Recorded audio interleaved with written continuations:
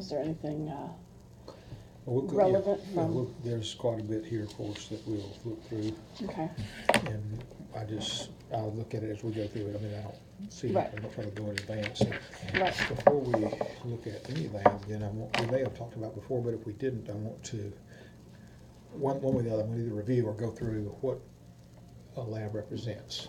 Sure. So if we didn't do that before, any lab or any line on the lab that has a range of normals means someone has collected samples across a supposedly representative population, and they plot the frequency of responses across the group as a Miller distribution. They do the math to determine mean plus or minus 2 standard deviations, which has been defined as normal.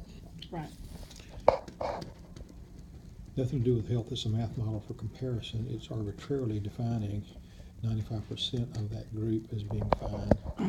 2.5% on either end is maybe having a problem, and they extrapolate to the population as a whole. So the first thing to recognize about a lab is it doesn't have anything to do with you. Right. It's how you compare to other people. Right. If everyone were the same, a lab would be great, but it would be a dot.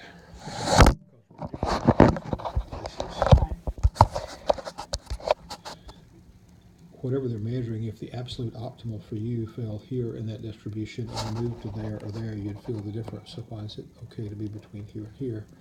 It's totally irrational. So when they say things are within normal limits, that's useless information. Right. I would say if I don't have symptoms, I don't care what my number is. If I do have symptoms, but all I'm doing is comparing to other people, at the very least, I want to compare to those statistically least likely to have symptoms. The 81% at the peak of the curve, not the 95 at the bottom. Right. So that's where we start in thinking about labs, that the numbers are just numbers. The purpose of a lab is to be confirmation of clinical judgment or for discovery, to try to help us understand something, not necessarily to define something. So the way that labs are being used in today's model is this here is a disease, and this is a disease maybe, but in between here is all the same. It's fine, which doesn't have any applicability to individuals.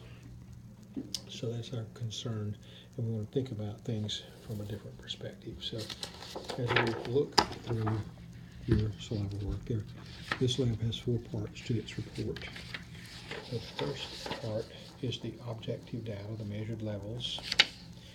Before we get into those, ZRT, this lab has taken more than 1.5 million women through this panel. So they have a large representative population. By doing so, they've broken into different status comparisons, not just estrogen, but premenopausal, postmenopausal, different types of therapy, depending on what status someone is. There's a couple of things that I tend to point out. One is particularly that our culture has, our medical model has a conventional wisdom that says that the primary change in menopause is a decline in estrogen, and that a decline in estrogen would lead to hot flashes. I would say, if that were true, we should see hot flashes across cultures around the world. It would be a human thing, but we don't. Many cultures don't even have a word for menopause. They just stop having periods, and that's it. The symptoms that we ascribe to menopause are in large part adrenal symptoms. Hot flashes are adrenal-triggered symptoms. Estrogen receptors, which are regulated in part by progesterone, do control a threshold for that, but the decline in estrogen is not the cause for that, if that makes some sense. I think this tends to point to that or confirm that concept. If we look at estradiol, the primary estrogen, this is the range found in healthy women postmenopausally, even those who don't have ovaries. Okay. We never stop making, even men make estrogens. And this is the amount found in cycling women in their healthy cycling years. Okay. And they overlap. Okay. So we tend to look at that overlap as an optimal postmenopausal range, enough to maintain tissue, not so much as to be driving risk. But I think that overlap, showing that some women make more from adrenals than others make, and even in their cycling years, there is a decline, but I don't think it's so arbitrary that that's the reason for all of our stuff. That concept about the decline in estrogen being the cause didn't come from medical literature. It came from marketing from the people that made Premarin back in the 1960s. That was their marketing claim. They put together a book called Feminine Forever, put a doctor's name on the cover, put him out on a lecture circuit, and so for 20 years, he went around lecturing to medical groups that menopause was a disease of low estrogen, and it became the new gospel. Similarly, with progesterone, we see that this is the postmenopausal, an adrenal-only level, but this is the amount found in the first 2 weeks of cycling in healthy cycling women. The ovary itself does not make progesterone.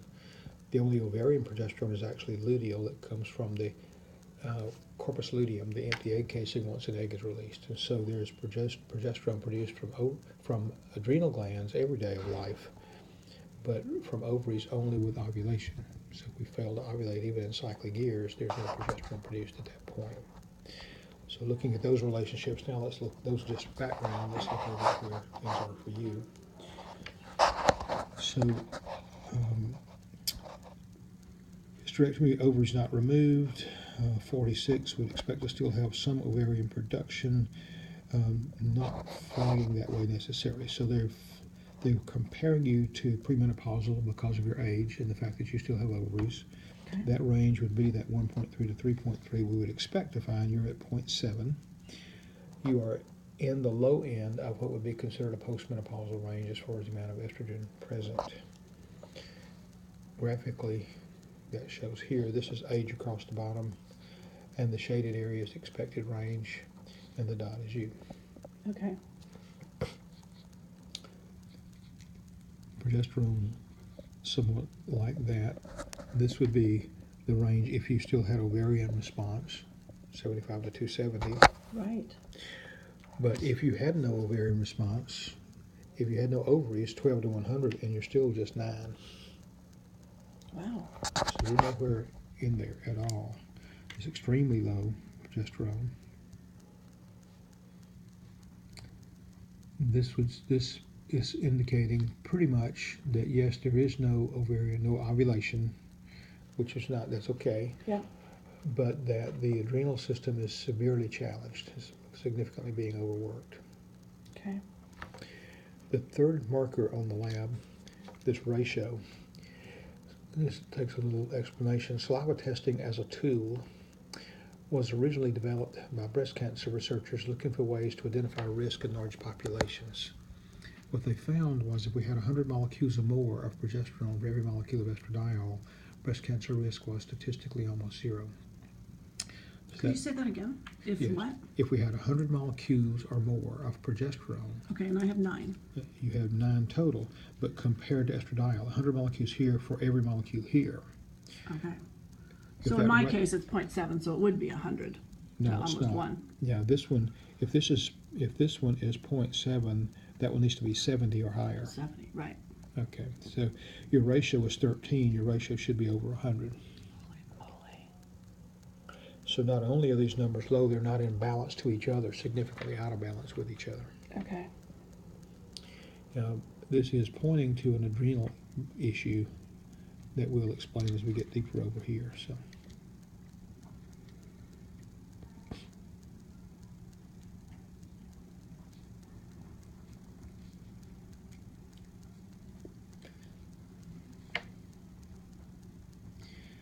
Now, testosterone. Can I just